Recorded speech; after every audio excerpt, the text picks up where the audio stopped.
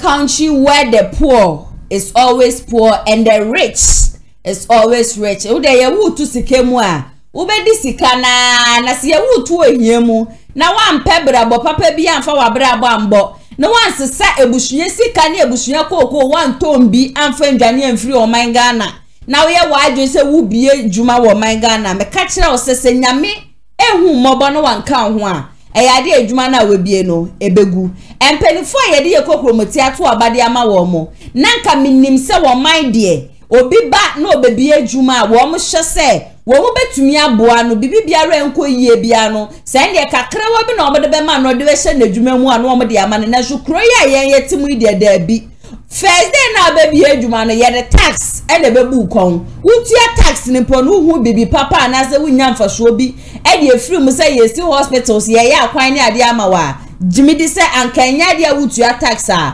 ebe ya oya de biara da na so kura ye wo mu no wo ma je tax agia ne jobusia ye hu so mfaso bia ma me nyina no akwa shonko. And from Brad TJ Chumedi so Kumasi online TV. Me share mo bo na pay said ye better for me free baby ano. Me ba betina fidie manum say na me de ho nsensem nyina no. Aba be so mo chesensem a ekos wo man Ghana. NPP amanyoko ni mu to be precise. The matters arising from that place no. Enya sam ketua kra me see afi we di empire ebedwa for 32 years ni NPP abeju wo mo NDC abeju wo mo. So yes, the next person I was suffer say Ghana for beto abade amano wo be ya kwan amaye obeti dollar national baby asisi ano dollar ne tu a ekono na na yas wo ma bo me ho made asanka metumi echesi dollar na ma chine gina honum so dollar is obua $1 akwa kodu 16 Ghana cedis and then ena wo man ne kwamprepi ni ye betena fidie manum say den samba shoma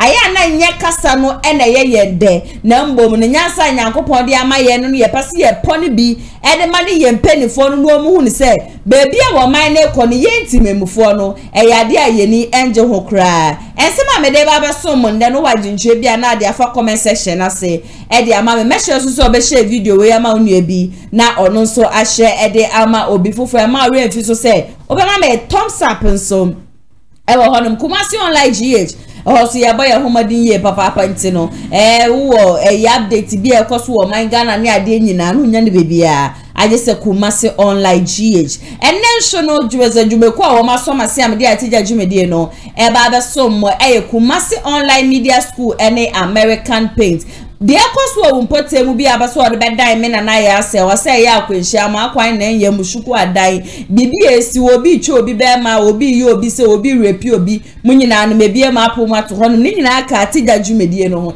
eja wo de ba ye tena fidie ma no se ya pensem mu de wa ye bone no ye be prosecute na ya prosecute no e wo so ye aso o be se oba na be ka me ho so wo fidie ma no se ya ya de asa akwanya na me de be ma 0557036 109 me number no betimi afre me esi so we ni jujumedi ho yambo product who the room farm obeso obeso ya so 055062 3377 and I say 0557036 sisi an wo man Ghana na ye wom no NPP amanyokuo no ase wo mo ni I don't know if because wo mo na aban ajase wo mo tesu sisi ana eniema chese ekoso wo NPP party no na nya asam ketwa na honorable Kennedy AGYAPONG show wo beka aba omia ho wa Ashanti region ene ne be campaign no create a lot of things ni nyina no enye easy a lot of people feel say honorable Kennedy AGYAPONG no wa disappoint wo mo whilst others also think say honorable Kennedy AGYAPONG on disappoint you bia but there was fata say wo so ye no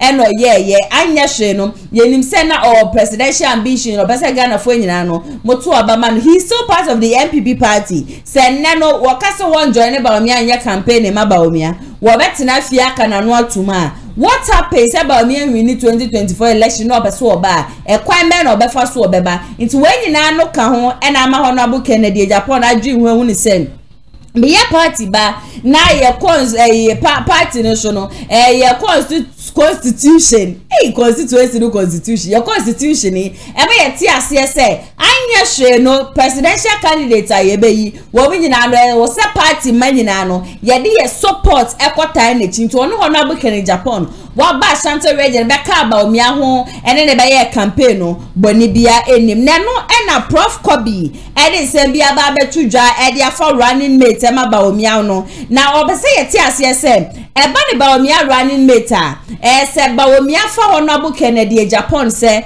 Wombra no omeye ne running mate or say Bawomia will not even feel comfortable. Na 90 Bawomia and feel comfortable ne say. There should be to say honorable Kennedy Japan. Honorable Kennedy Japan is a different person altogether.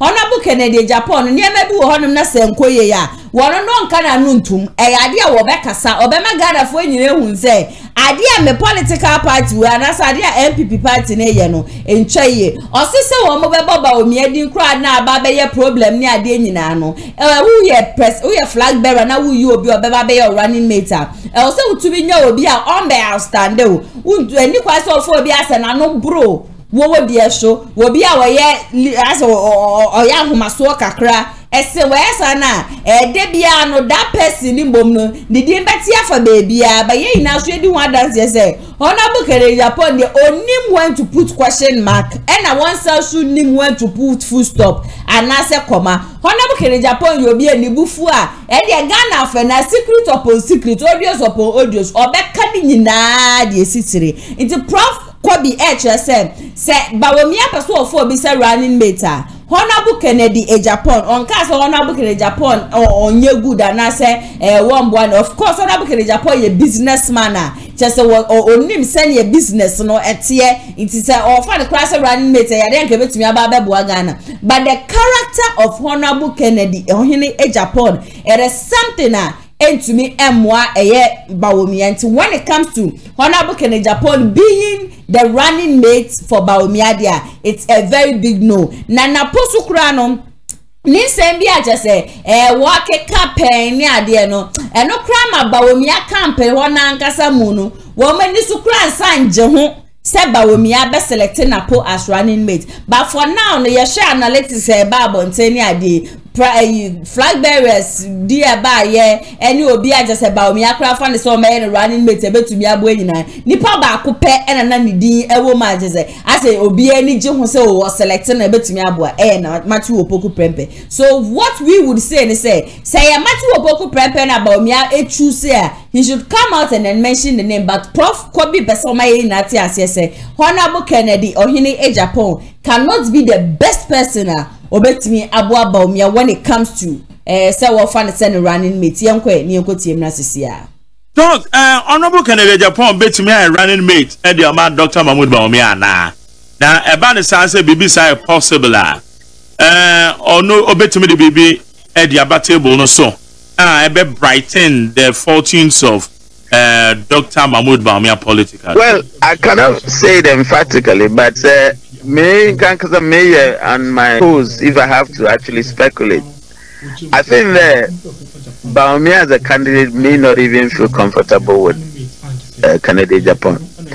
I don't know their working relationships, you know, but if you look at the character, the personalities, I don't think that's possible. Even Bawumia, I offered that Napukra, it looks like there's a struggle from Bawumia camp. Let alone Kennedy Japan. What? It can't. I don't foresee it. You know, you need to have a candidate that you feel confident that they will not upstage you, that they would not actually say things that you do not or you do not have, you know, they do not have approval of. As a character of Kennedy Japan, he's rich. He is. People call him Maverick. All right. He has certain traits. Bawumia cannot, in 1 week, stand the trait of Kennedy Japan. You see, they can have a working relationship, alright, but I'm telling you, with the character of Kennedy Japan, they will not travel far. I'll give you a typical example what transpired between Rollins and Aka in Seke. Alright, yes. Konkensen Aka. Yeah. You know, they were completely a very, you know, what do you call, poles apart. All right. Now, eventually, what transpired? They were in a a relationship of convenience, political arrangement. But relationship because they were poles apart, you see. So it will be very, very tough. If they can find a working relationship, it's possible. But I think that it will be extremely tough for Bawumia. Okay. Eti, how can they manage? They referring to Dr. Mahmoud Bawumia and Honorable Ken. Manage in terms of what? In terms of Ghana, the supporters, for them to get the understanding. So meanwhile, candidates in so they understand the so bring you all on board. Now I think that Kennedy needs to call for a wider consultation amongst the bases. Of course, he's taken the step already, but he still needs to meet them and then give them the basis on which he took that decision and how he's going to advance the working relationship that he's now forming with his base with Ofeda Bawumia. And there must be a clear kind of rules of engagement, especially coming from Bawumia camp as well. All right, because certainly, look, Kennedy would make some demands, especially even within the campaigns. There will be campaigns are very tense, and it would bring a lot of temperament challenges. At some point, if they don't specify in business, we call it SLA, all right, service level agreement. If they don't specify certain agreement about how much he can say, how much he cannot say, what do you have to do, who is he supposed to refer to, defer to, etc. If they don't spell out those things, Kennedy can actually bring them problems, because obviously he doesn't actually need permission of people. As you look at his characteristics, all right, he doesn't need permission from people to speak. And at some point, if he's actually going off tangent to the campaigner, how do you bring him home? Those things must be ironed out. You see, when I heard him say he's joined Bawumia or Kumasi, my first thought was, he had a meeting with the basis, because there was a sharp contract. There was no, it was a love loss between the two camps.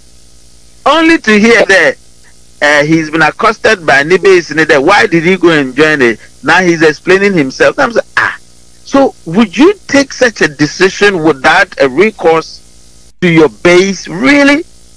I want to change them political strategy.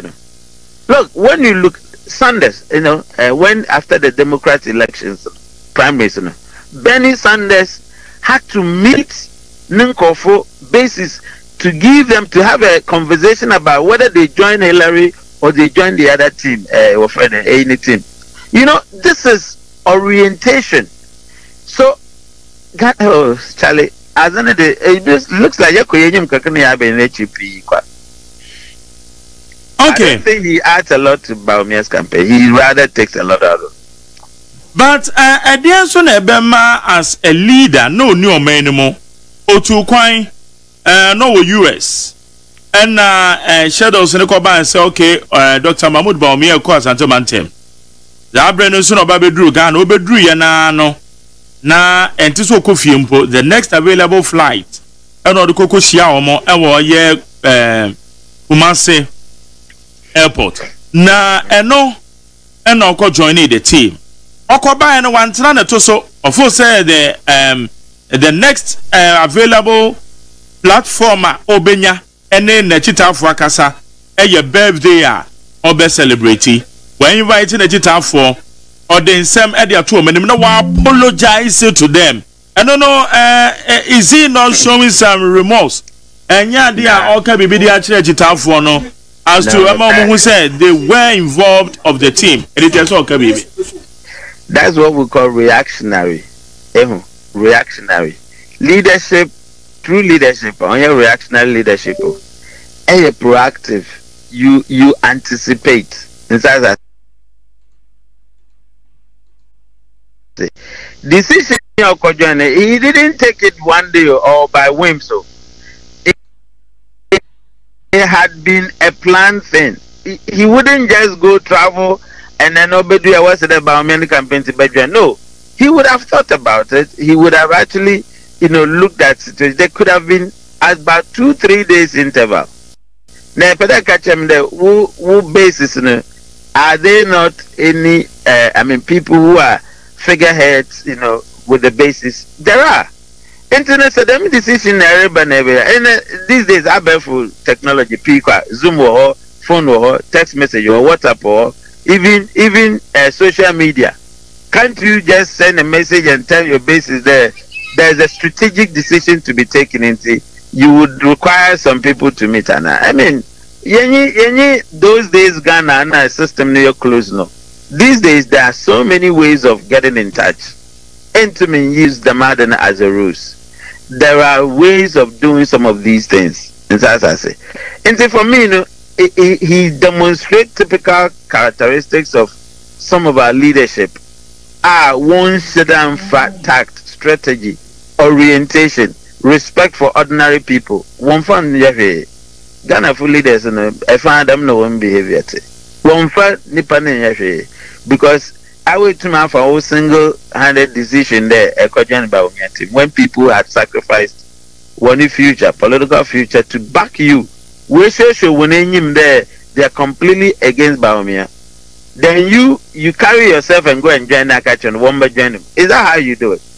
But Prof, internal wranglings are there also when it comes to a intra-party.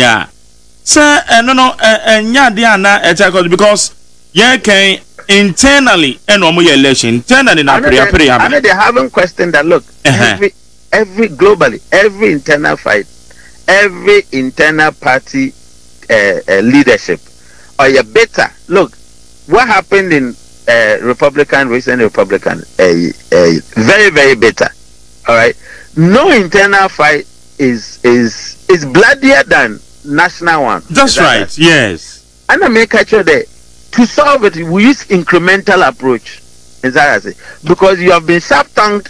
I can some for leadership. I can be it's, you know, to come back to say that I am NPP. You are fantastically right. I don't disagree with that in any way. I think that is the best way you can do it. So long as you haven't actually said that if you NPP mono, is that I say? You can only support an NPP candidate, whether in the quiet or in the open. Is that I say?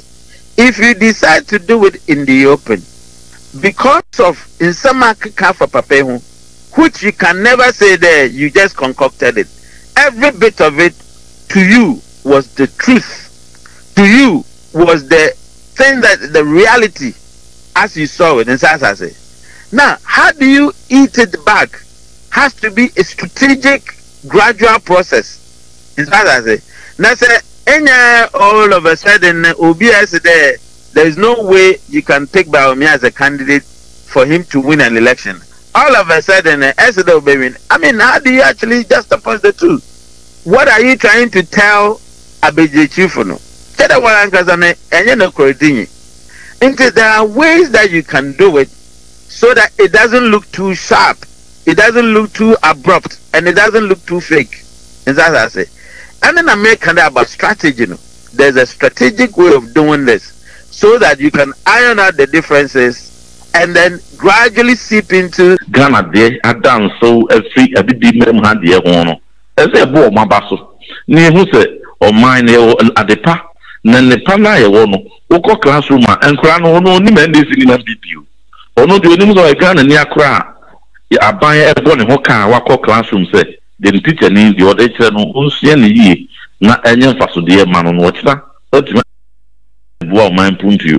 And into them, Fawa buy our also. So, mine, ye be business a bit more to say, gallop investment, yeah, and my good resource.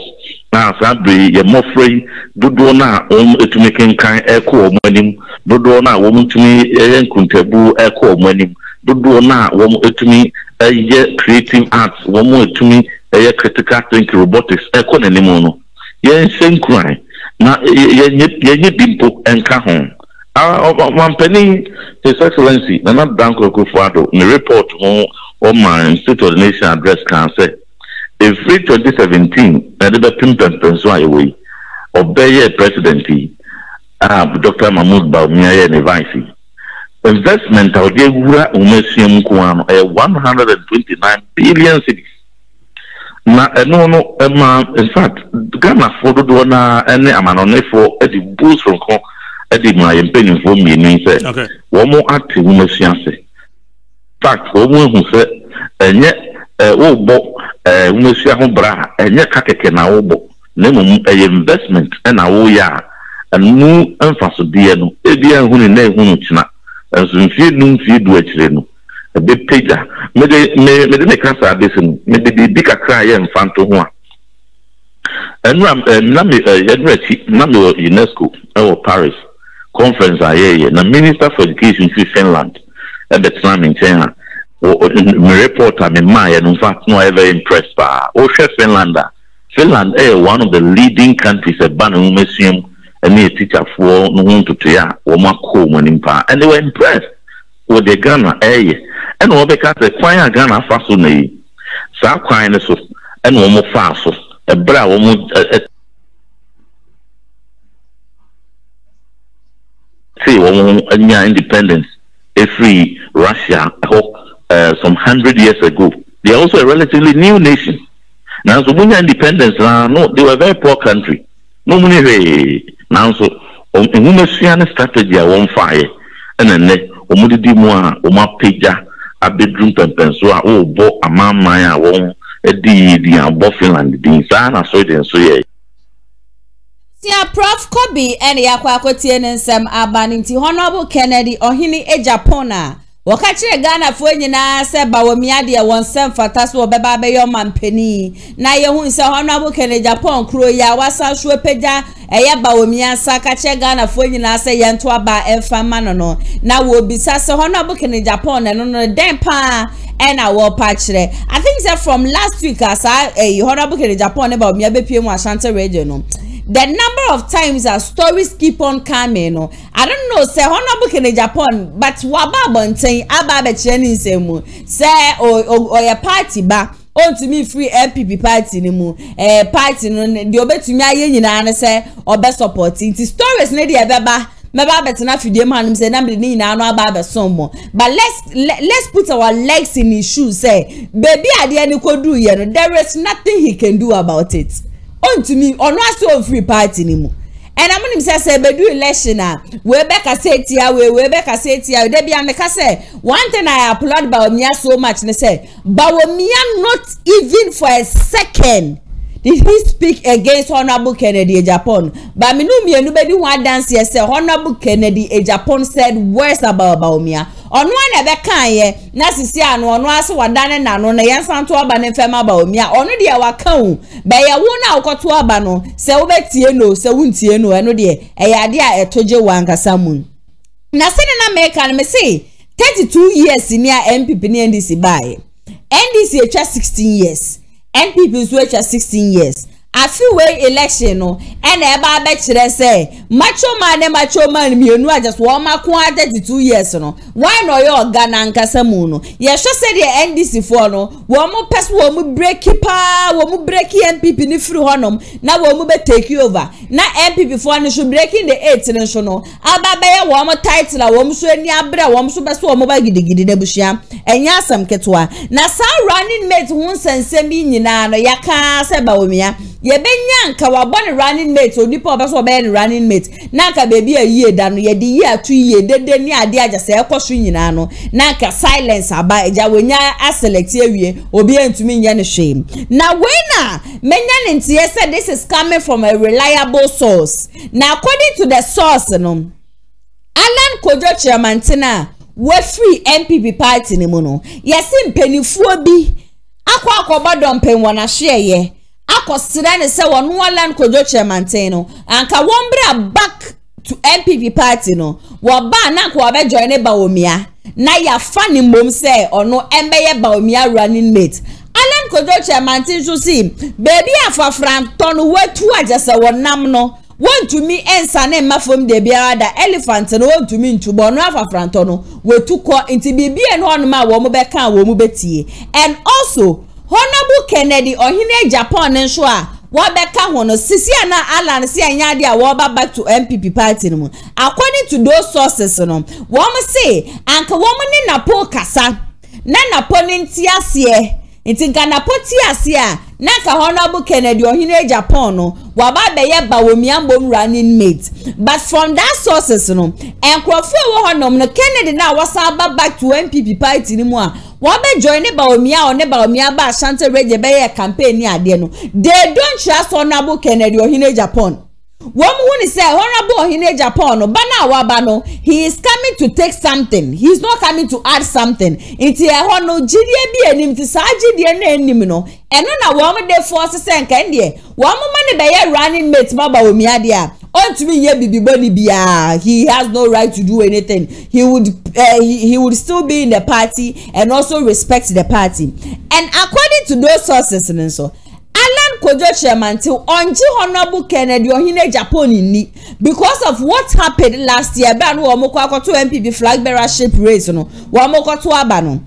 According to those sources wo mo say Nana Adansie Ekufuado any penifo bi account wo mo de Bawumia be remu said ye be ya sasem na yeta aka say NPP de eya kan party no wo mo be ye free honom.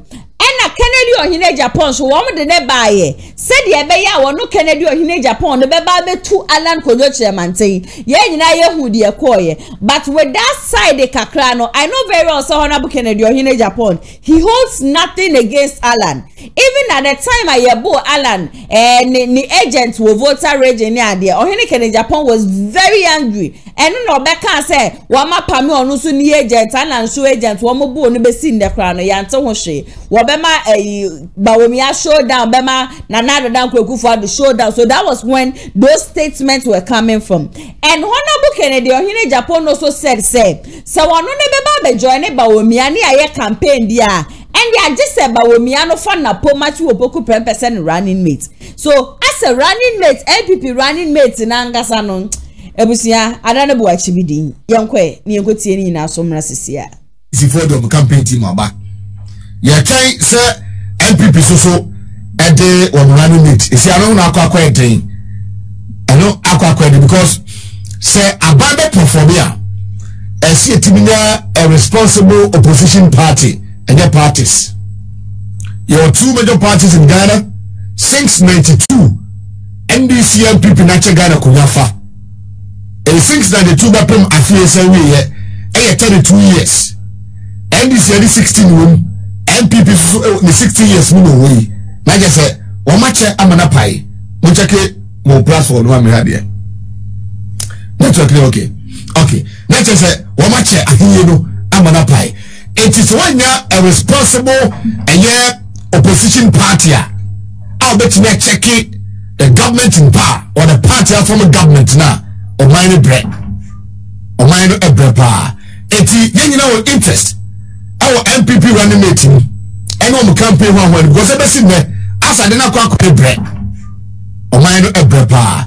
It is interest our NPP running meeting and on the campaign when was ever seen there as I didn't quite watch the and so many interest because I know one party state and so many interest now from a reliable source here from a reliable source Nentia Dr. Mamudu Bawumia running mate channel yes so mugusonel alankashi kasa wawa shede tumpani photo to rotie the pound time no menka sam entum from mum sam fam techere manfa menye bida eti ansa na me pon yema bi agu wiem no na me ni source me say enkomo koso for the past months forgetting apodie forgetting what the omneba ni nyina no wo mugusu elobi Alan Kojo Chiramanten say Alan cash de cash beba na wo be try djuma de rechi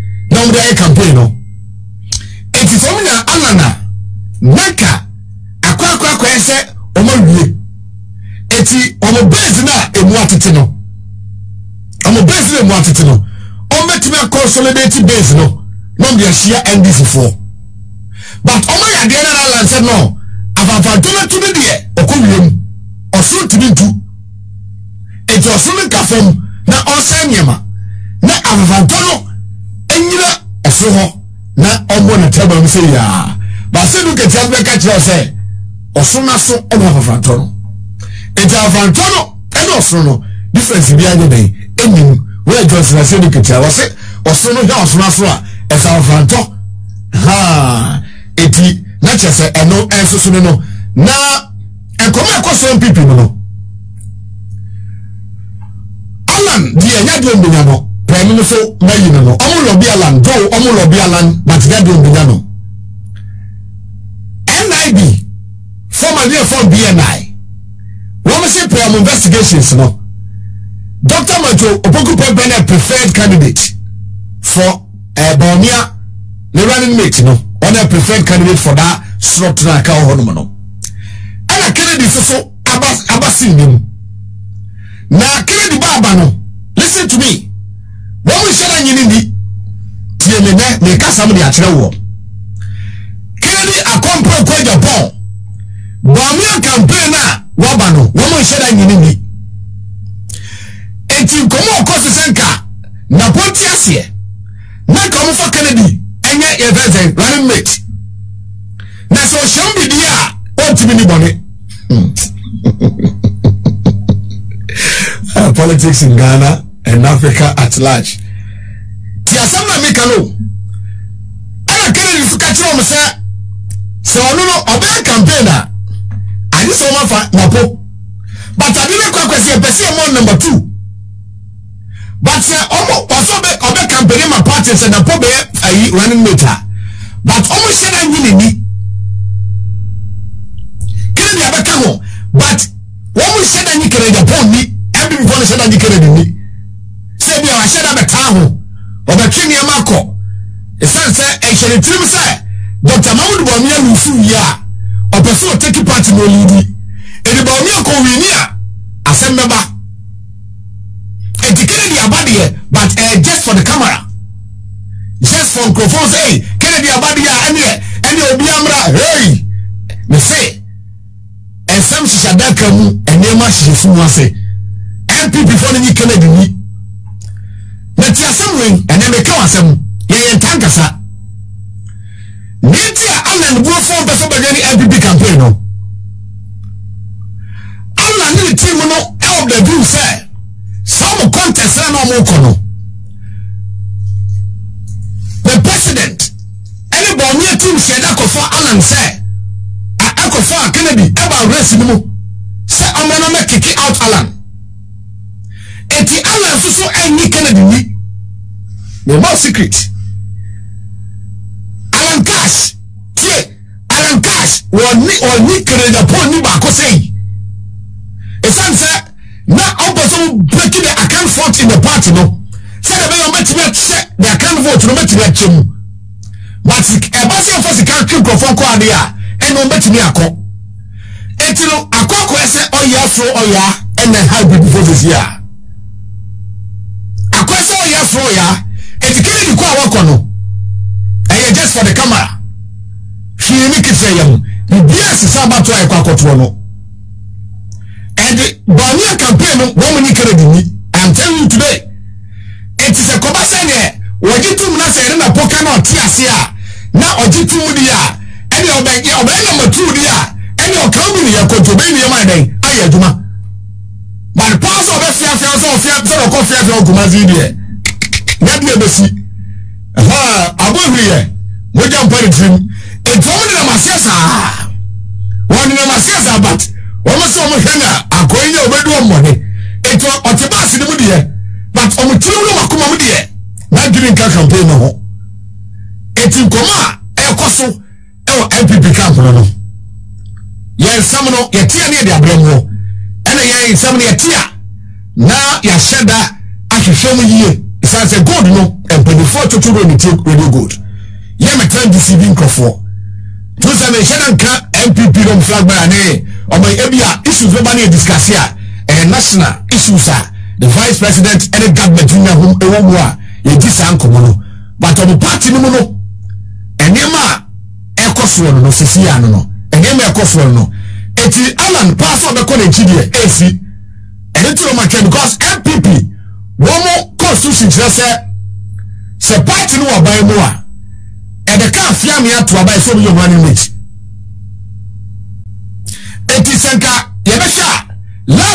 November 7th NSN camp before you running mate because I'm to about if you about November 4 the time na swap ho you do know and then 19th yeah do our 30th bitakai 11 days na 7 months adan actually go the whole of December chiegu and 6 months into 2024 esu chiegu hinyina no Alan kufoka ho womo lead se efe womo ne Alan kasa no metina catch was president kufoka ho o promise ka ho and ono sa na say ya fa ne nana bi nko but onyaya e kala na ba o ne kase bi ka ho a o mi say duma ne e panifo toto ro bi a o mi kito mo list a o di san komo no kokoro ni na ne se san krofo no ba dia o metimi dia bring Ghana for ni so I say but me to break 8 na but me say o be break 8 and so break 8 no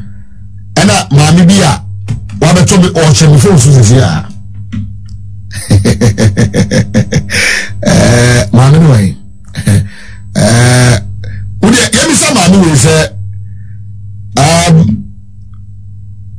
maami me to break 8 na when I say yan fa city no e fa be 60 anu manu si obe ne yan fa manu net ni kwa ye wan no ne di si abekita no and since gaga na ka ye wu eti ba so say ya to ba ma eye ba mi yo amwa ya kwa ba ne ntuma jem na ni nduma kwa ye na we no o sam da no metu aso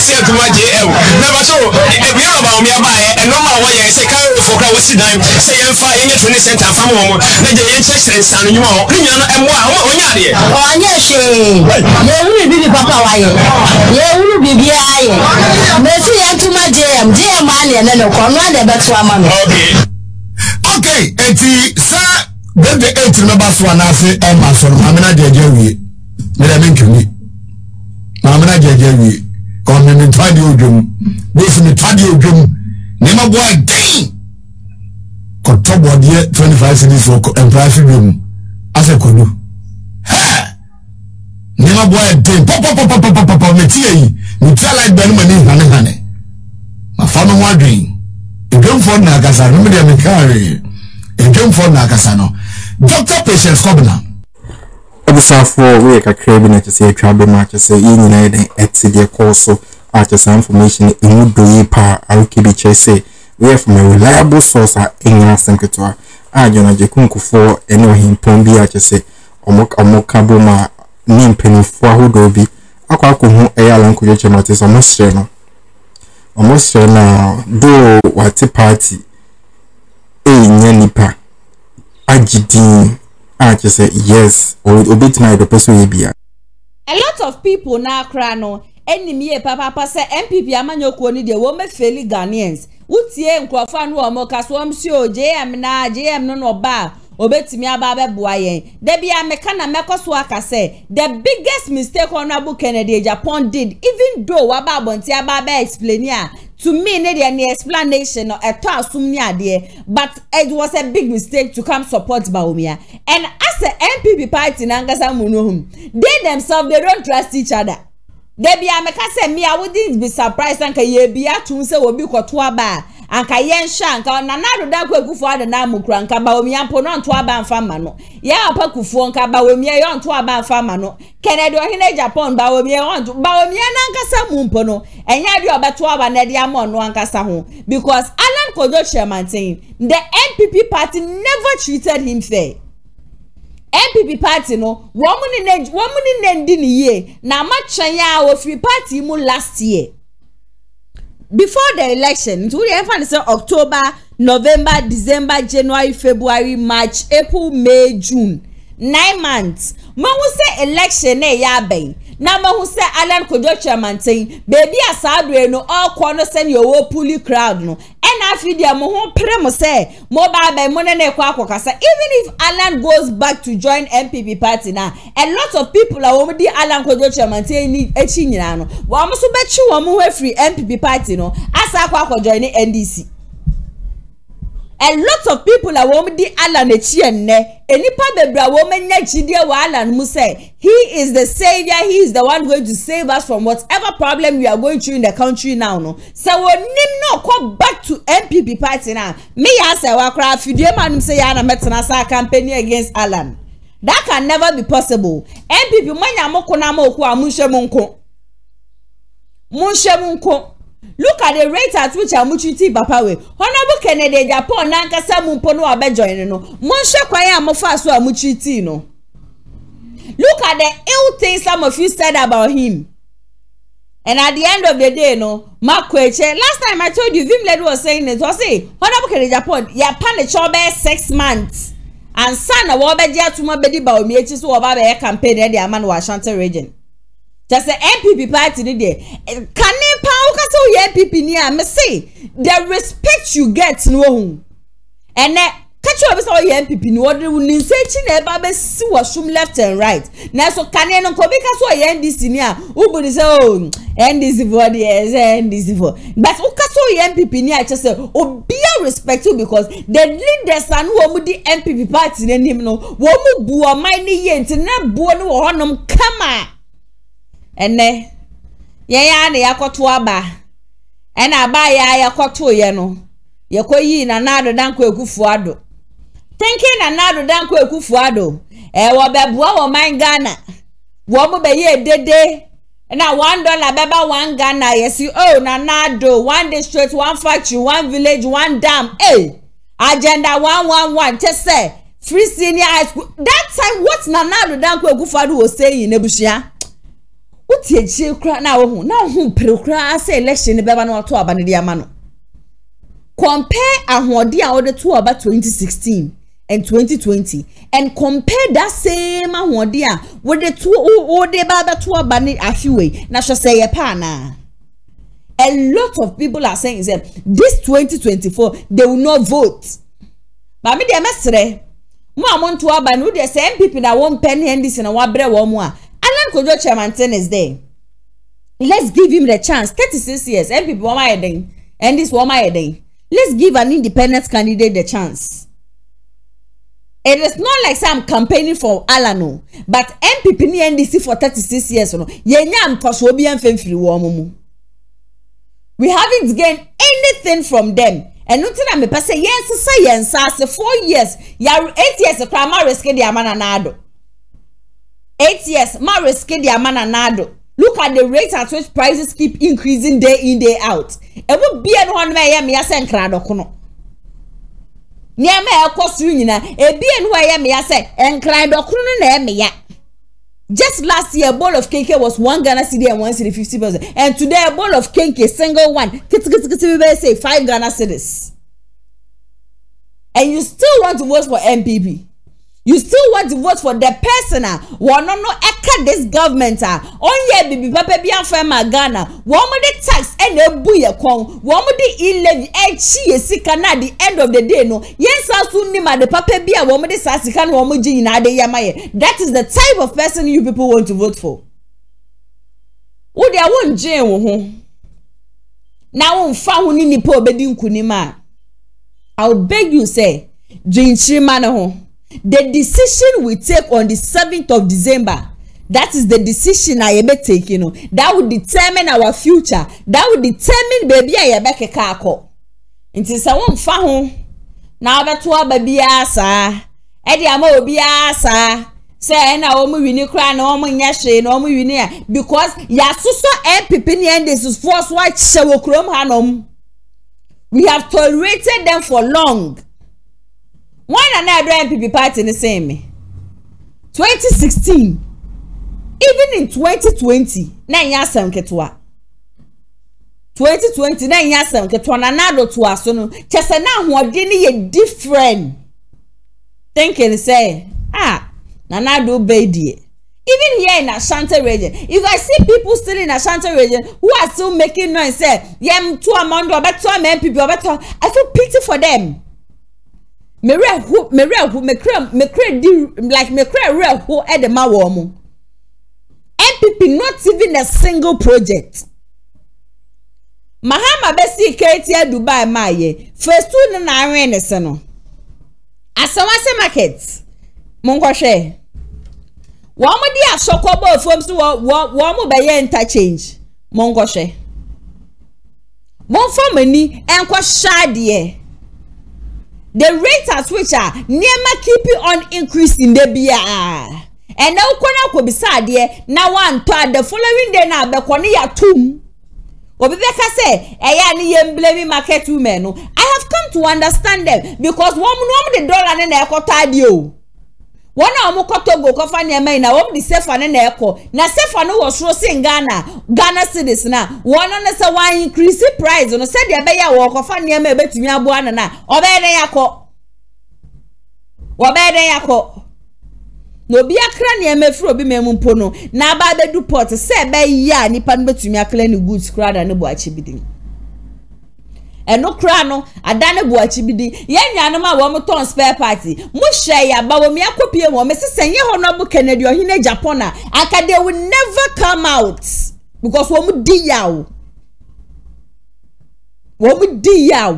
the same political party a tax ebu ye kono ba wo me will come and stand and tell ye Ghana for say nyame ya adom no win election na mo amode tax ka from now kosi December no wo be clear ni nyina na ma shase afresh. These are political talks.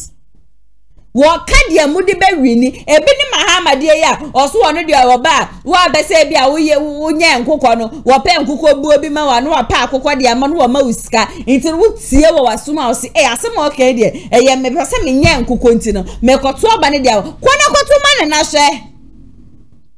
Go and vote for him and see. Said you kan ye no ba kumpo wo mo obe ya kwana koto ma ne na hwe ade. Me se NPP ni NDC ya bra wo mo. Wama yebi yebo nsema womu we applaud them. They have done enough. They should go home and go and rest. Ebusi honorable Kennedy Japan sabe ya menemo ka say there I'm shocked because Baomia campaign team wama shase a womu bo honorable Kennedy Japan abashu ye papa na I'm see ye nkrofo ya mo be ka seti honorable Kennedy Japan ni ade and de mani abre amobo na abashu and ye bi che so hwe 2016 kra na no omu ni abe mu kra no eniema papa honorable Kennedy ohine Japan ma womo buses awode ma womo any just say tracks or dem ma womo to help them with their campaign ni ade ya pickups ni ade nam say oye we nyina dem amu na NPP flag bearership race no mutumi be de ne 10 cents ba ye ndem mutumi amfa ne 10 good things amba good qualities of honorable Kennedy Japan ndem amfa mba ba mutumi de 10 cents mbom ebaye according to womo no womo say nipa ba ko aso wo share woma NPP campaign na Kennedy ohine Japan ba mi abeye ye no as wo person wo gina so ina no according to them womo say NDC amanyoko no na share NDC amanyoko ni bi share na NPP before kakra bi na as womo yes womo di honorable Kennedy ohine Japan ho yaw na womo de eye contest ensema je say honorable Kennedy ohine Japan ka fa ba omi ahu nyina no eye contest na contest de wo kwa wo be ka de be two opponent no at the end of the day no womo mienu ina edi nkunim womo mienu ina basisi Kennedy abeka ba omi ahu nti womo ina no dia together na womo be so ma yete ase NDC amanyoko no na try say womo de nsema honorable Kennedy ohine Japan kan ye say ba omi anye good leader ba omi abon ba omi antumi manage o man Ghana economy ni ade womo be say womo used to that against NPP party no ba sa ade no so na womo ye ni ade nyina no enya ade betimi afa even one na womo kaseti honorable Kennedy ohine Japan anodom pray how akumsen asanso buache ni ade kra no communication ade a ekoso a womo hwe say whatever misunderstanding bi ekoso bia no wo mo betimi esiesie nyini na yenkwa ni enkotie ni nyina so mra sesia osomra efiri se ora Kennedy ohine Japan edwan ne NPP campaign ewo Kumasi no komo bebre no na ekosomeko awa Muhammad ho one of the communicators at the New Patriotic Party binum kansa wo mo a omo to mane no NPP binum so me NDC but what is NDC for no do no ano na ni omo keka omo ekeka na yeni hu komo kakra wa me mo acha no pe. Good morning Amfa boko de wani adom na unse me hoye Mamintia Seniase, Eda or can no Kumasano now. Yes, no. Okay. From all point of view, any Niama Hodua Huyeno, and Koma a Koswokrum a fan hono. Who say party for a no more hono or Jenny Tumu, and I say, send a hono. You may say, Mamintia, yeah, Tifon, and I can send that for this opportunity. Tama, honorable Kenya Japan, a bejoining campaign. Yedi Anapanoka, young, whom people say, Obeba. Na obanswa oban pabinisupa. To be very honest, say share video now because the videos are there. It's even on Facebook and live. Share video now, especially baby our D kind ekasayano. Party for me now, especially those who were around. Be energy to the extent that I say Edu baby ama vice president and as a candidate Dr. Baumia inviting me to the podium. We should be there and for ye mumea and for airboy Jenison. Etrosa and he is very much loved by the party. Into a hodie Emma Ubia energy, as I say, Edu baby, who say, even year 1990, Ubia Cafe, the Bain Ken, everybody join the campaign, made him say, Ken, or can say, on joining campaign, yen train and can't, at the end of war, can in a kikahu. But Obayan, at least or more now or more expected so the join the campaign because in India over time were yet candidate to Kurano for the entire central region editina Betisu Ayejuma or other constituencies. Me, for instance, the constituency of Sawafi constituency in 2016 elections or Bray Tundra that was even an opposition. Okobokwa, the name is free and also Okoma. This was even as far as in 2016 I opposition. It is Oba, apart from the fact that Obejina Simpisono Kasa and Kofo LBJ too because he is loved and respected by a lot of people, including business people, because of a business person. You say also other resources etc. Now Omo Sawabano. Na so he stole the show say the Samia Meka say Ashanti the he really stole the show Bomode Emma Ochi Obi Adwin Ebano so no actually no nkoma ekoso minim say wati sen na wote no. To be very honest omo na omo party for na omo bofu ebi start can say so Adansie Ken be joining in a kika ho. But immediately, and just within the internal party, I mean, they say a more hats a broken in a kikao. But we say on so a becasa now about on board. But I did ama a nibano, a energy pa a NDC4. Who say NDC4 de piano or more a car, so can Japan more hey or Muna a deserted the party or more calling a kikao a buy. NDC communicator Biano was Diana, Baumia was not the focus again. The focus was on Ken. Emma almost started a dinner Ken. Say on Ukraine can say on Babu, only consistent in a kickahu. So a new number you can say, well, can Japan and Canada be that for a free NPP as a political party? And again, don't forget the Anagram, where you're the MP for Asin Central. Or Parliament on behalf of Asin Central. And then you cut leading members of the party Peninsula party Edomo Kumaso, Edomo Lanswa, you cancel almost supporters. You can't come up and sour cow. So on time there be at when you do Anna Afina Wababon say Oba. And when I can say some pass. And somehow you can't doing election because now almost started doing the campaign what can be about exchange rate or can no more be about the vice president. But the DNU up to now, I am yet to see any video of Kenya Japan who did the vice president at the DNU in his entire campaign. At the point in time we were challenging them. You know we share in place or tell us one instance of what the DNU for criticism. Or your constructive criticism, and this is acceptable. And Dr. Baumia, I know they 10 bana Obaya or no Mumia or such a drama, okay, on the TV, so no man from Kenu on one, a Kenu can Pijan Safi, no Kenu can no in the microphone, it can because a being who did not or criticize it because I know the right thing to do because the all kind of policies we are, I was a reachable opponent.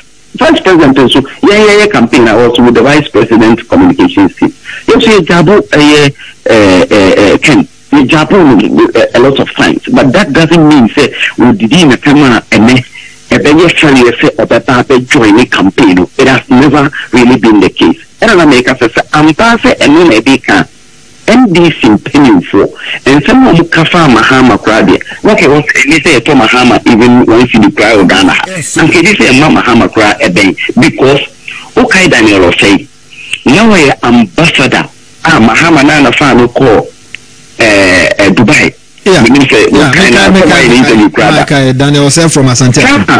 Exactly. Tama yes Mahama form in 2020. Okay, so more advertising former President Mahama Baba pick from NDC headquarters. Yeah.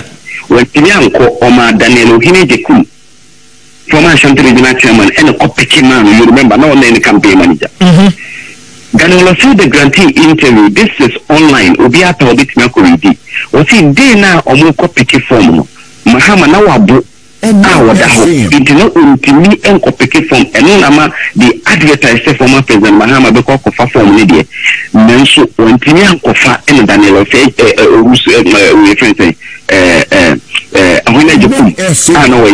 Ashanti Regional Chairman a copy form on his behalf. But Daniel say every show NDC campaign MINDC for. So, and which reference say, Onukra Kikan say unprintable works against a Ubia of Hanekuma. Because we say former President Mahama ever sell the pattern some kind. So, none can say to Mahama. We Alabi. Okay, you say former President Mahama good pattern our universities because 72 out of tertiary institutions are your own Muniano. NDC was able to win only 2. Well, see, Mahama say party to the extent that so Akolano if you know NDC near Okudu university no wasasa NPP. So in some of Mukai Kujubusu or can say Mahama because a mana or no aye say Akika boom that you see only Obawi Akwada only Obawi Akwadano any corruption the former Mahama, there is no way Mahama will be able to win elections for the NDC and Tomano. And then Dr. Dufo, okay, say the campaign, the Omukani say penny Nissia G. You remember? Okay, Dr. Dufo say penny the penny. Okay, Dr. Dufo say penny Nissia G. I can say Umunya penny of fee. So former President Mahama, any penny. Exactly. So we mu krana and guafese okudu juna baby na komando for person in sa na one na ko. But we be our no in the campaign. We say me ba these are the policies are made.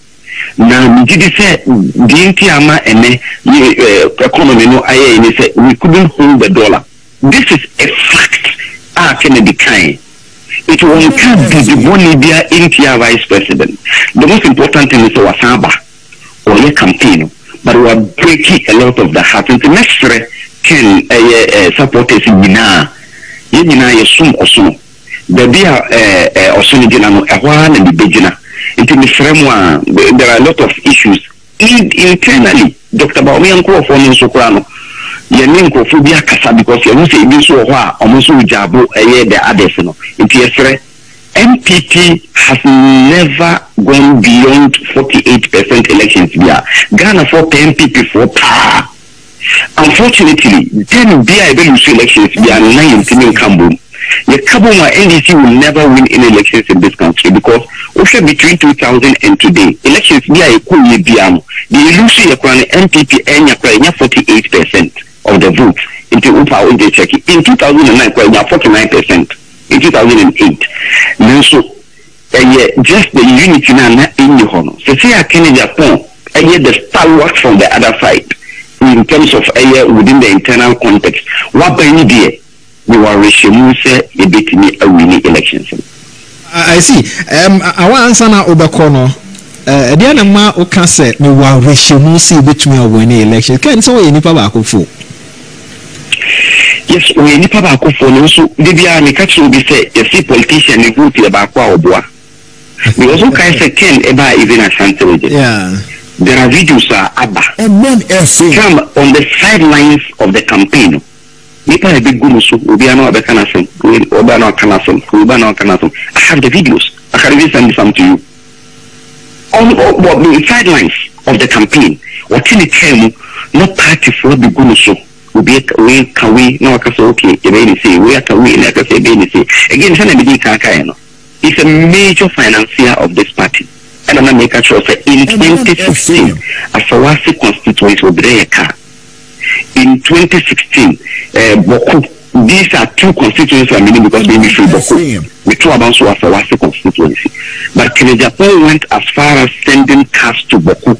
In 2016, I will position AGYAPONG position for 8 years, but I was able to mobilize and get these cars and only the Adansie on also central region campaign will be in say in a bit so central western. So that will be any the unity of purpose.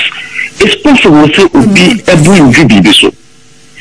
But afan can any interest about so for and from the Muhammad in the why president da and so when people no brofua no can say any young couple say me kotoa ba me nti mind this me kotoa ba so e wo any say yinina no na ye bebre under Muhammad because it will not be anything different also because you have been identified as an NPP person. Na kina wabai we were resuming say role na ye man play and no bad boy mean say we play some rules behind the scenes. Because I had a higher quantity, it mean come but I mean to make us say, can I come media? Do I resume say Yami Tuminti the big winning elections? Before I saw the there's a message Facebook, my person a kind of answer send the no dear mommy. A friend on an Pedu a Siama stress Oman FM, you should be ashamed of yourself. Is this necessary? Why are you shifting the attention from the flag bearer to Ken?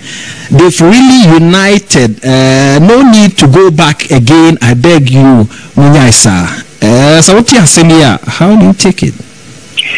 I think one of the NPP here.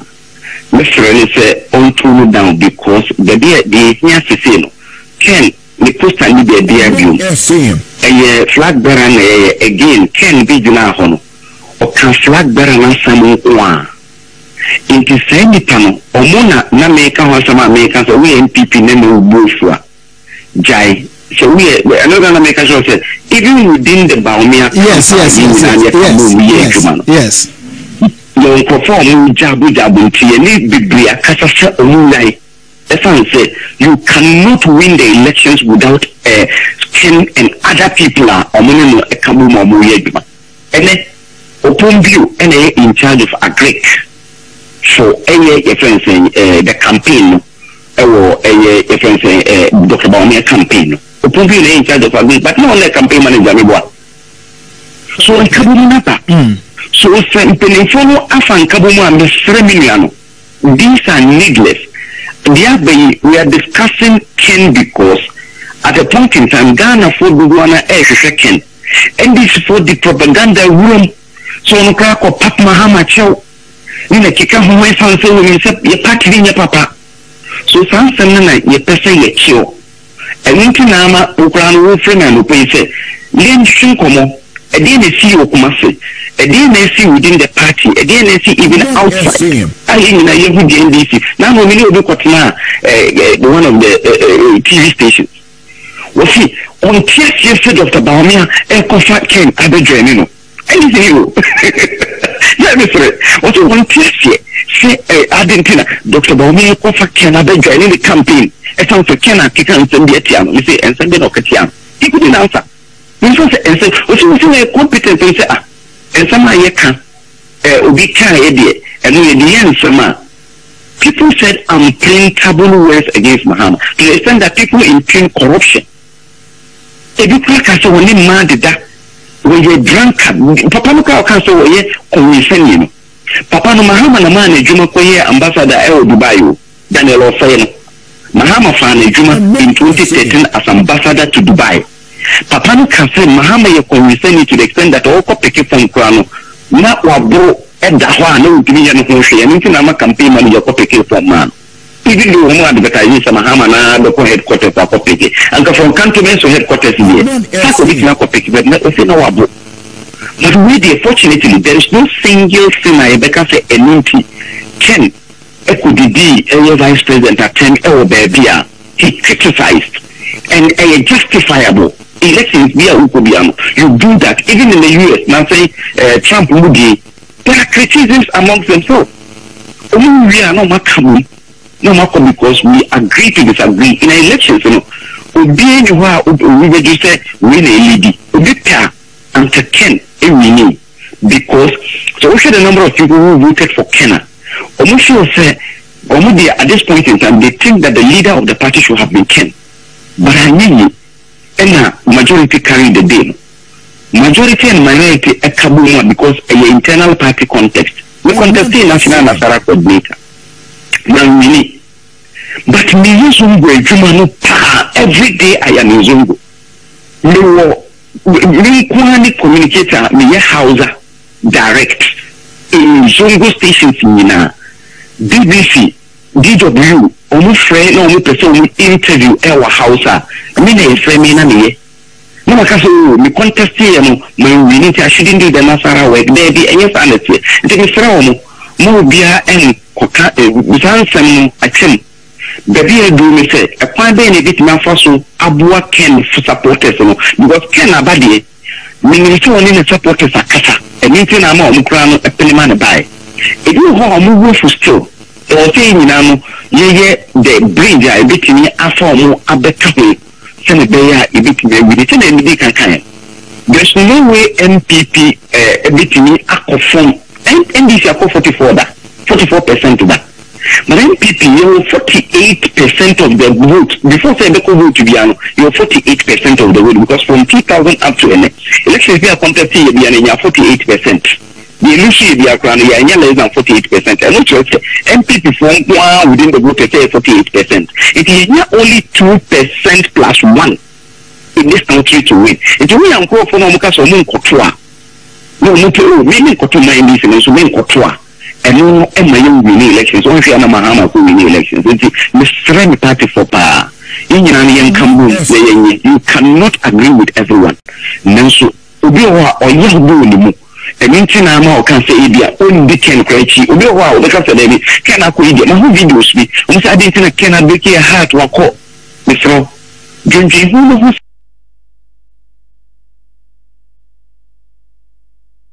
supporters of Dr. Mahamudu Bawumia and a honorable Ohene AGYAPONG and I just say Yakoti na yes just said as a honorable AGYAPONG for now no ababa NPP for savior NPP for one time cry Kennedy Ohene AGYAPONG e savior as a without honorable Kennedy Ohene AGYAPONG NPP party no woman ka say omu is a party negu as a Kennedy ba ye na say dia hode sunku bia ba be she communicators ni nyina mu wo bia kasa otumi bie na no ka ne vem no de nsa bonebo Ohene AGYAPONG say wan ko back pa me join ba omi ade a ene anka say mbesi o.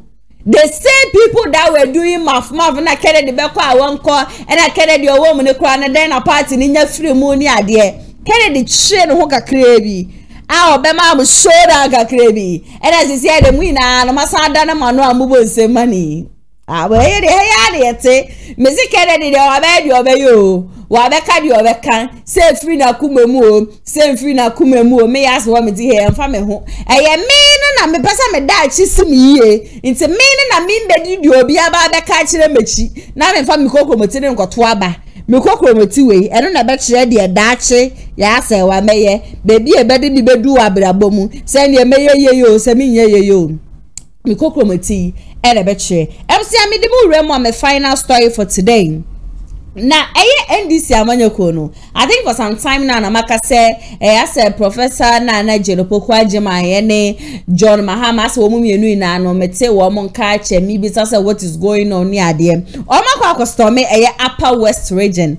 Na omo custom Upper West region with their campaign ebusia. Afefedie bi akoso na okopie mu e wo honom na chese sedie enipa bebre na boji professor na Jeropoku Ajimai. Wo mo dana say because time ana NDC amanyoko honom no I was told so ko see school edema wo mo ekoboa wo mo with scholarship ni ade e ma kroma for wo mani aso yie papa ya ma me no ma wo mo ton ade wo market ono nyini nia no e de nsama tudwa wo mo kire se Nana Jeropoku Ajimai wo mo dana se na Nyankopon hia wo mo no no so asa hye wo mo bo se NPP aban ba ye de wono agasa ya we papa se ne ma boa ye de vegetables ne de keka ho ina no e boa ye de NDC for ba wo mo betimi asesa ne ememu na chese wona wo mo Upper West ne ade nyina no mo ton ade nyina no bibia no etimi akokoso wano ede ama wo mo saso na menya ne ntie se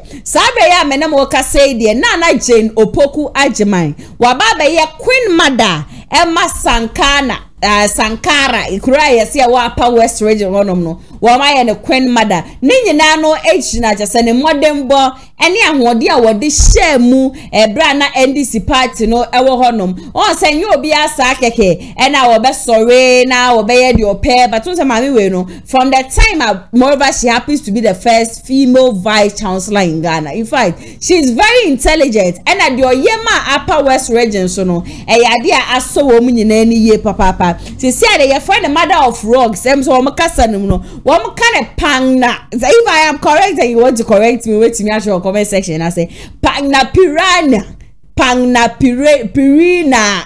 which literally means mother of rocks. This area when I say there Professor Nana Jane Opoku Ajimai, she is officially a Queen Mother and not just any Queen Mother but also Queen Mother of rocks just obutentim upiana entumi mpia we days I know say definitely people of Sankara no wo bato aba no e de ama NDC amanyoko na we no na communicators ni bidin semi tudwa e bo na baso and wo mo blast NPP amanyoko no so papa what disappointment wo ma disappointed Ghana fo nyina ni esisike bi achese no soro wo ma cheche ni adi Ghana de jese wo bia so obeye yes ka de ye easy o yenkwe na yengotie mra sisia Beauty. Yanche omo ameto. Fade o papa nso so to. Thank you. Na message a omo erenam. Amisha sinfini mama. Ramford obekaya abre koba se na bi mo pese running mateship no ebeye yenye campaign corporate no. Yenum bi ka se dabi. Yeyam kra no yeto anansesem yese se okoba ifoma. Bayre ebeye tumi no. Entuno. Na de owo di onkasa on na utu na ono a eye papa ahwenepa enkasa from that distance from that proximity some of us also look how many women are professors in Africa. If you take the whole African continent to the 54 countries now, women professors ASN. Number 2, Emma Sena etimi be first vice chancellor in their first national university. Etienu bi ka se debi. Enyi sika kwa ne de bumai. Sanka de the Richard de bumai.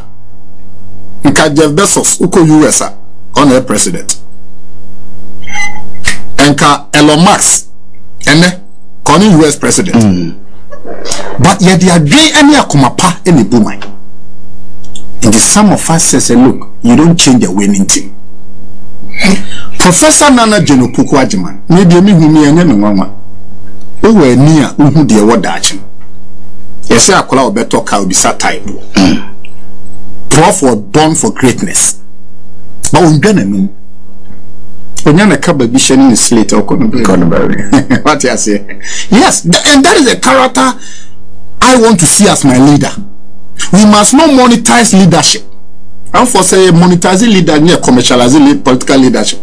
Many great brains and amamu. But was it then? Say monetizing commercializing political leadership.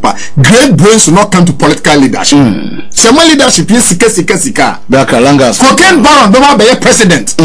Not Professor Senam Kwanchen.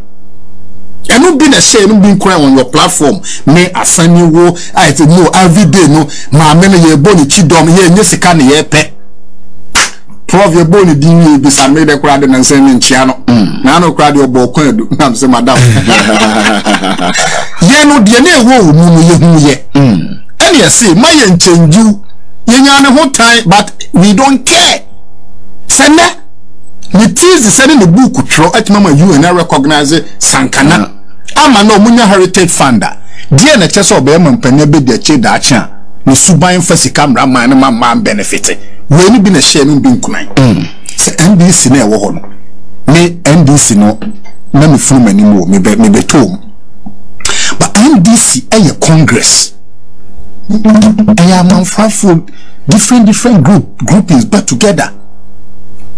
Market women are there, peasant farmers are there, cocoa farmers are there, truck pushers are there, Kayayefo are there, scholars are also there. That makes the party a Congress. Such a political party, Yemfesika and some party in Bobia. Prof Nature, let me tell you what it is bringing to the NDC ticket. Rollins can send me in 2016 or said don't underrate the NPP, they keep changing their formats. NPP came first as UGCC. And Oba Aboriginal Right Protection Society. And Oba NLM. And Oba PFP. No Oba UP. No Nemwa Bayer Northern People's Party. A Bayer New Patriotic Party. The value is what? The same. Rollins say NDC fapping no. A probity, accountability and transparency. Utimfite etuamwa onkum. Etuamwa no ye comfort. No be our dream bonny di bonny. To me incofa ni feature. And I na nanon sisi attention ho taroto e hu treasure. Prof attention ho taraneto. Et yenon bina ye gina so say the very virtues core values underpinning the formation of the NDC from the PNDC no Prof represent that symbolism. People of Sankana. Madam say mama me mama abeye hema. Enche okwa me ne kaba me so mepam bia di mechi. Okra kaba na me kra pan down. So it's joy to us in the NDC. Sir, the intellectual property and capability no is being known by the world. Let me go to my father, John Dramani Mahama, and him I'll use data to do my analysis. No problem. And I'll reference Professor Asma Sapon, Afrobarometer, and Global Info Analytics. I'll take you to Global Info Analytics report on National Opinion Poll Presidential Parliamentary Report 8 April 2024. Page 12. Don't discard it because the last time you know. Yeah, the last time I think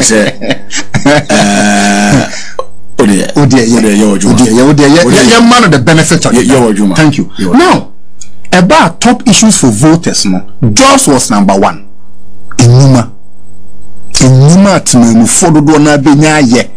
Now, we're a Global Info Analytics page 32. Top issues for voters in 2024. No? Okay. Jobs was number 1, economy 2, education 3, rules 4, healthcare, corruption, taxes, petroleum price, etc. Down to electricity, which was last. Electricity didn't play any role. According to Global Info Analytics, no, electricity was not something that was so focused on it. Until whether say we gonja, we mampuso, ye da gomba no, enya dia Ghana for the condemn father gomba ni ho. We funu no green ho. Number 2. Afrobarometer report for 2024 elections, and I'm on page 12. Under the page 12, no, the key major problem Ghana for being economy was there, wages and income, unemployment was number 3. Then I take it to page 13. The same page 13, no, under the same problems Ghana for being 2024, no, it was management of the economy, wages, income, salaries, unemployment, and poverty or destitution into Hemwa. unemployment and the economy runs across. I take you to Dr. Professor Smasapon. Oh, the academic work to the young reference. But it be do party. And that's all you do, sir. Oh, dear, you party. On say, you never be na mo basasi. You are after 7 December no, and you be so. Now, I take you to what is your view in Ghana's most critical challenge today, which next president must address? Order of hierarchy: unemployment, inflation, economic slowdown. Unemployment was number 1, inflation was number 2, economic slowdown number 3. Said, me find it the aggregate of all the thematic issues here. Global Infant Afro Barometer, Professor Smasa Pondia Baya. What it means, they say, unemployment and management of the economy are 2 topical issues. What is the way forward? You need to localize job creation. You localize job creation. What does it mean?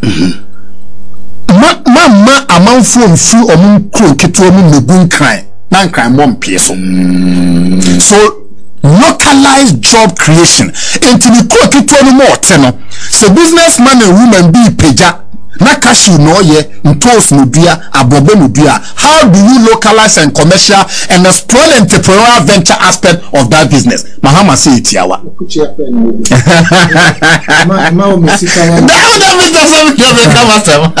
you say? Mahama is adopting a policy and ya friend no kosi kaya ye dama ni pa ko wu ni akata so. Ye bi ni ka kosi kaya ye da wo Medina. So you say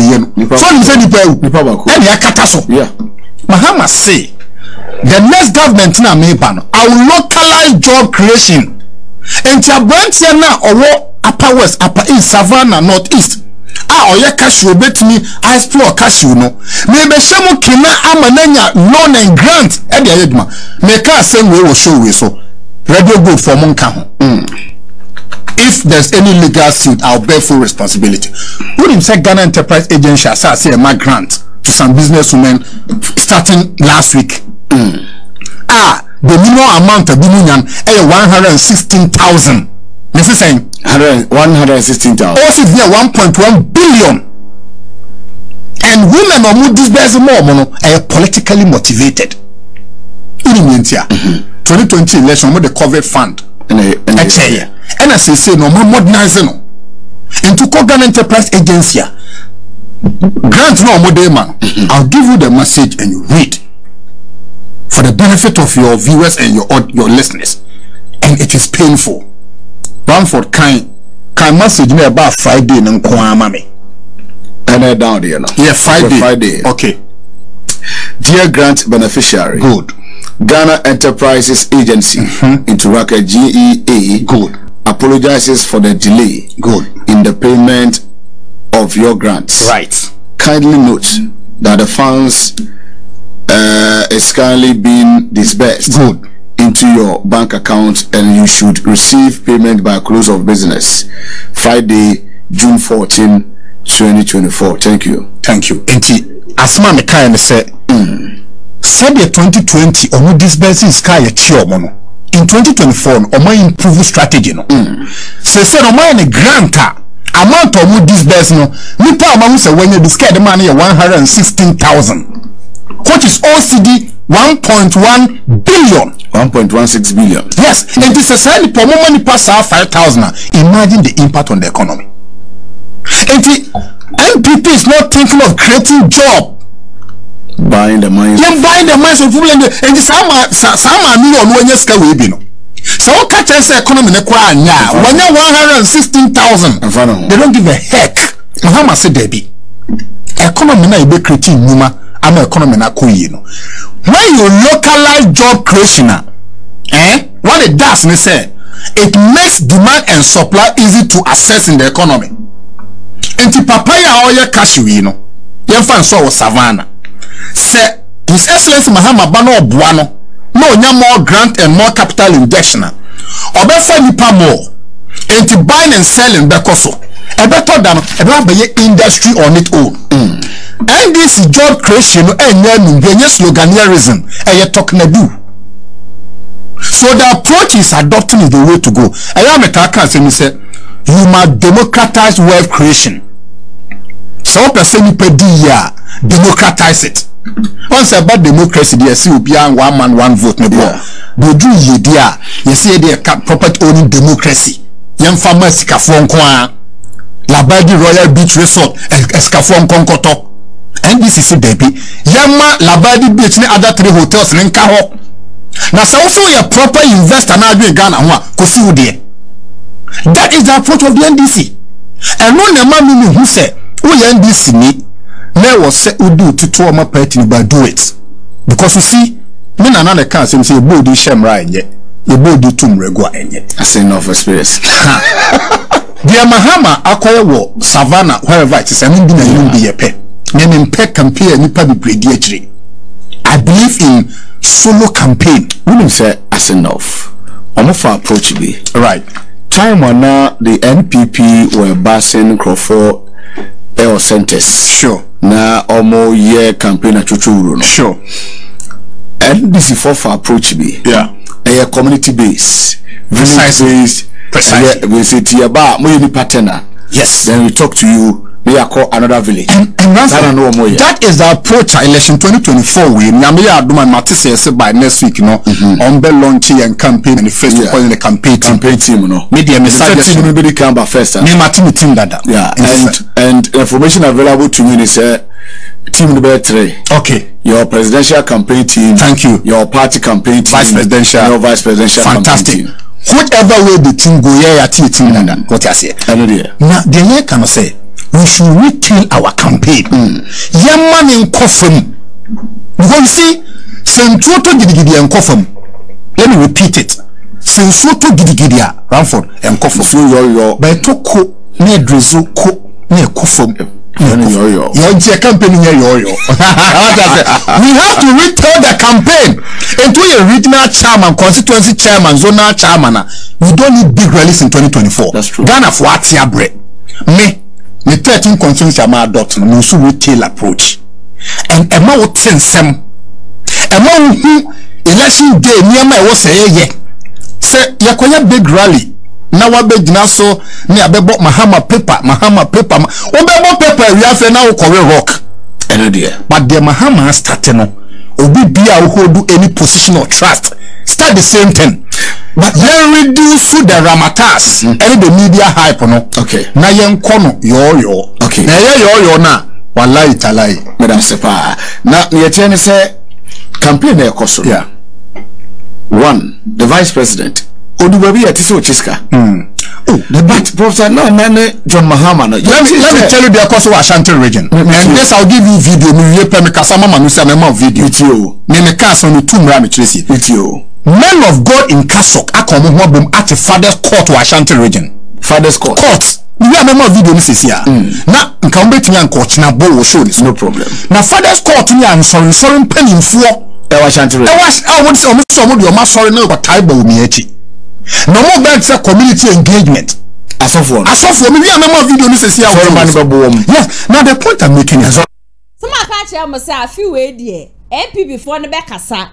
NDC for the show back asa will be a back at the favor no. NDC for send me a warm okay kana maha ibaumia and Okosi Kaya Center no Kosi and Nipa Kwe would katakata. So Sasemi may ask one and be better than the man who said I'm never show more. And also a man John Dramani Mahama and Nigel Pokwajimana. And the communicators will try their possible best one back conversing Ghani and say they are the rightful candidates in Tiantua Bamfamano. Me only point and answer me only problem the same.